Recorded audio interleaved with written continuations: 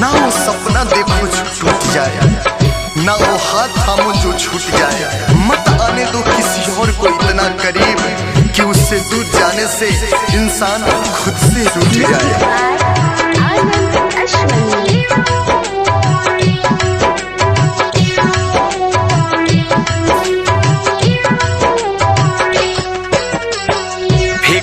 हलू दिलवा समझ के तू खादर मैयत पे हमारा जान ढाल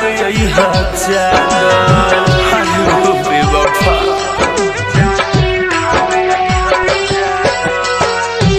कदी हलू दिलवा समझ के तू खादर मैयत पे हमारा जान ढाल चादर। मारला पकाहे तू बहावता तू सागर, जिंदगी में रहती तो कईलू नया दर। फेंक दिहल दिलवा समझ के तू खादर मैयत पे हमारा जान ढाबी चादर।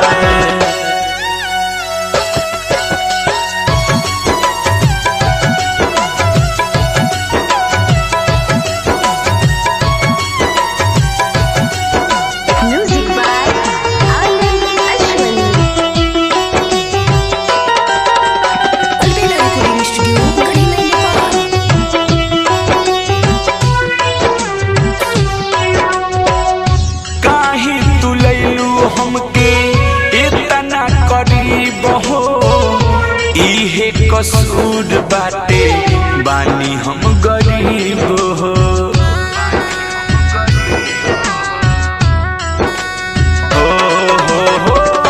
काहे तू लैलू हमके इतना करीब हो इहे कसूर बाटे बानी हम गरीब हो। छोड़ दिहलो साथ तोहर रहनी ना बिरादर मैयत पे हमारा जान ढाबी चादर।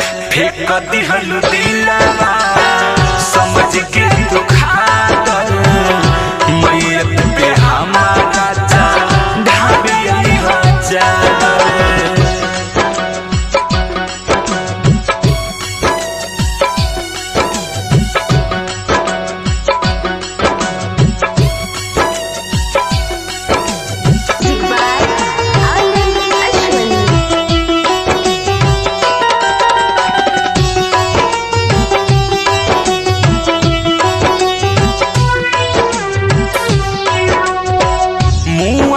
के बात बन के रहब पर छाई रे अलबेला शुक्र में से याद बड़ी आई रे।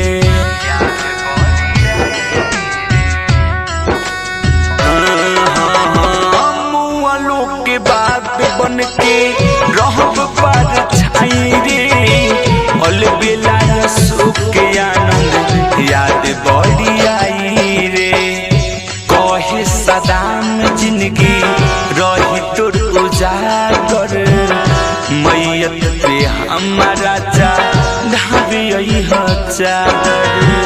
फेंक दिहल दिलवा समझ के तू खादर मैयत पे हमारा ढाबी चादर। रिकॉर्डिंग स्टूडियो गढ़ी में नेपाल।